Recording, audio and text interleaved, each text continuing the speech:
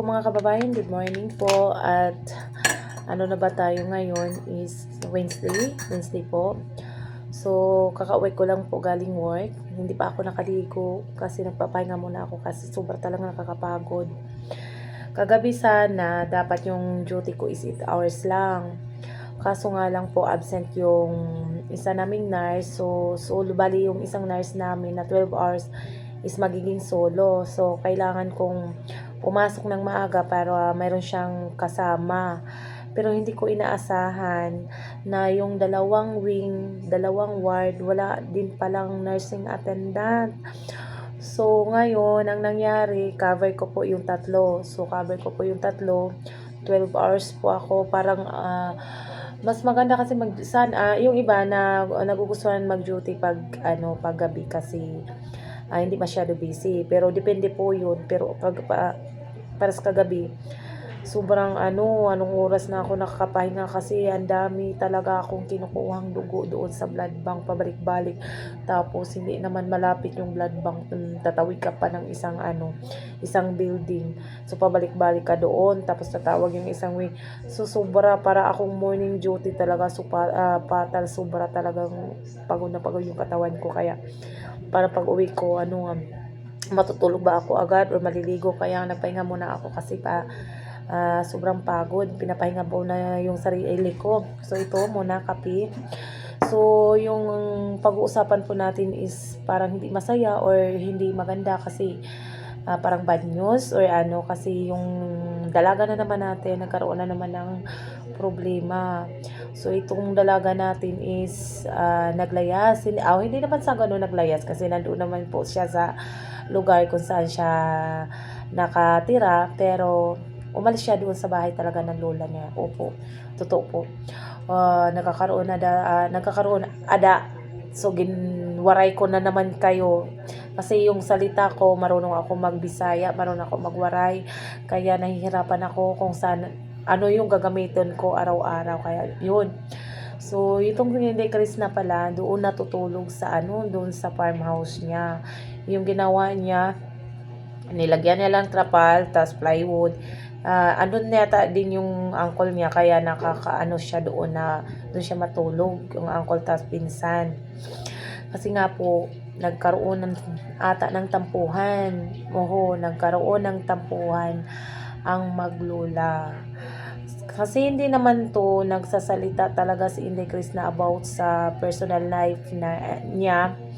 Kasi hindi lahat na mga personal ba nga nangyayari sa buhay pwedeng i-share talaga sa social media. Hindi naman po lahat. Pero kanina, binuhos talaga yung mga hinanakit sa dibdib ni Inday Chris na makikita mo talaga na nalulungkot siya, stress na naman yung dalaga natin. Tumutulo pa yung luha niya kasi nga po yung nararamdaman niya na parang naawa or galit or something na parang kasi yung iniisip kasi ni Inday Chris na kahit anong tulong, yung mga kabutihang naibigay niya doon sa lola niya, parang binabaliwala lang sa lola niya. Yun po yung pagkakaintindi ko. Parang yung mga pinaghirapan ni Inday Chris na parang wala lang sa lola niya, parang hindi binigyan ng tawag doon, hindi binigyan ng importansya yung mga naitulong na iambag ni Chris na sa buhay.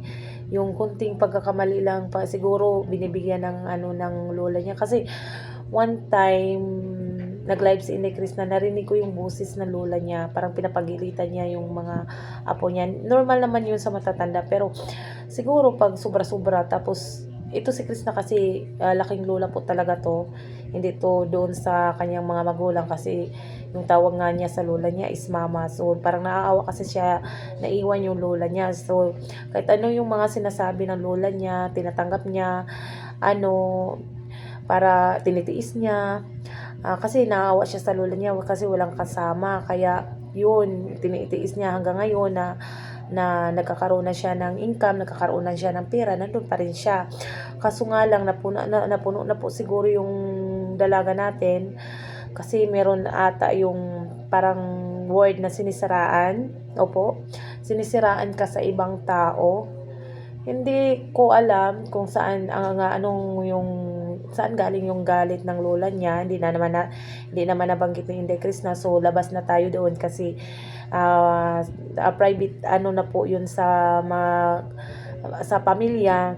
So usapang pamilya na po yun, so hindi lahat talaga nga na pwedeng ilabas sa social media kasi ang daming naghihintay na magkakamali yung dalaga natin. So ganun nga ho. So yung ginawa ni Inday Chris na kasi hindi naman siya sumasagot sa kanyang lola talaga, ayun yung sumagot sa lola kasi may respeto daw po. Oo po. Yung ibang tao iniisip nila na bad girl to si Inday Chris na kasi ang daming tato. Yan po. Yung sinabi ni Inday Chris na hindi talaga niya nagawang sumagot sa lola niya, kaya umalis na lang po talaga siya. Nagdala ng gunting bag, pumunta doon sa farmhouse niya. Doon siya natutulog. Kaya pala doon sila nagbudol fight ng ni Carding. Carding ba yung tawag niyong kasama niya? Kasi yun po, na doon na lang po siya matutulog kasi nga para iwas gulo, iwas tampuhan, para hindi lumala yung tampuhan. Alam ko naman hindi matitiis siya ni Inday Chris na yung lola niya, pero sa ngayon na parang pa siya sa nagtatampo po talaga yung dalaga natin. Sobrang tampo talaga yung nangyayari ngayon kasi sinabi niya na lahat binigay niya naman. Kung anong meron siya, meron din sila. Halos wala nang natira para sa kanya. Yung mga pangangailangan sa bahay, si Chris na yung nagpo-provide, hindi lang sa lola niya, pati yung mga tito-tita niya, nagbibigay din po siya. Pero hindi talaga nagawang na-appreciate. Ito palang word na to, hindi na-appreciate ng lola niya. Pero siguro, iba naman kasi yung mga tatanda, pero Chris na kasi kilala niya yung lola niya kasi doon naman siya talaga lumaki, kaya naiintindihan natin kung ano yung nararamdaman niya kasi meron din kaming lolang ganun, parang iba talaga kahit anong gawin mo, parang may attitude po talaga, kaya mahirap intindihin lalo ng mga kabataan ngayon. Iba naman yung mga galawan ng mga bata ngayon kaysa noon, kaya hindi kagaya nila noon, kaya hindi nila natatanggap yung mga galaw-galaw ng mga bata ngayon, kaya parang nasubraan na ata si Chris na kasi okay lang sana magtampuhan sila, wag lang siyang i-chismis ba, hindi siya sisiraan sa ibang tao kasi kilalang kilala na sa social media si Inday Chris na yung iba daw kinukwentuhan ni lola doon daw sa mga followers niya. So parang nahihiya si Chris na ba na na mismo yung lola talaga yung nagpapakalat ng chismis. So para siguro hindi naman siya sumasagot, so nagagalit tong dalaga. Para iwas siguro na makakasagot siya ng lola niya kasi may respeto talaga siya. Alam ko mahal na mahal ni Chris na yung lola niya kasi hindi niya talaga naiiwan-iwan sa ganyang ugali. Hindi niya talaga naiwan-iwan, hindi siya inuna pa niya yung lola niya kaysa doon sa tunay niyang mga magulang, kasi sabi ni Chris na pati yung mga mismo anak walang nagtatagal daw sa ugali ng lola niya. So, lalong-lalo na ngayon na tumatanda yung nag-iiba talaga yung mood nila. Kaya yun po, lumayo yung dalaga, pumunta sa bundok. Doon natulog, doon naglabas ng mga hinanakit sa mundo. So, yung mga tao dyan na mga makukulit, tabi muna kayo, baka kayo masasagasaan sa galit ni Inday Chris na. So tumahimik muna yung mga bungangan nyo kasi hindi good mood yung dalaga natin. Sabi pa nga niya, walang birthday na magaganap. Opo, sabi niya. So yun po talaga ang sobrang sakit ba isipin na yung mahal mo na tao, siya pa yung mismo ang sisira sa pangalan mo. Yun po talaga yung na talaga ni Inday Chris na nasasaktan siya. Okay lang sa ibang tao galing yung mga masasakit na salita, hindi lang galing doon sa napakalapit sa puso niya at mahal na mahal niya. Pero alam naman natin kahit anong tampuhan yan, kahit anong galit niyan, magkakabati din yan. So hayaan muna natin si Inday Chris na dumistansya muna doon sa lola niya para lumamig yung issue, lumamig yung tampuhan nila. At alam ko bababa yan si Inday Krishna kasi mahal na mahal niya yung lola niya. Mawawala din yan tampo na yan. So normal lang po yan na sa magkapamilya na magkaroon ng tampuhan, lalo na sa lola mo. So yan lamang po, magandang araw po sa inyong lahat at good morning.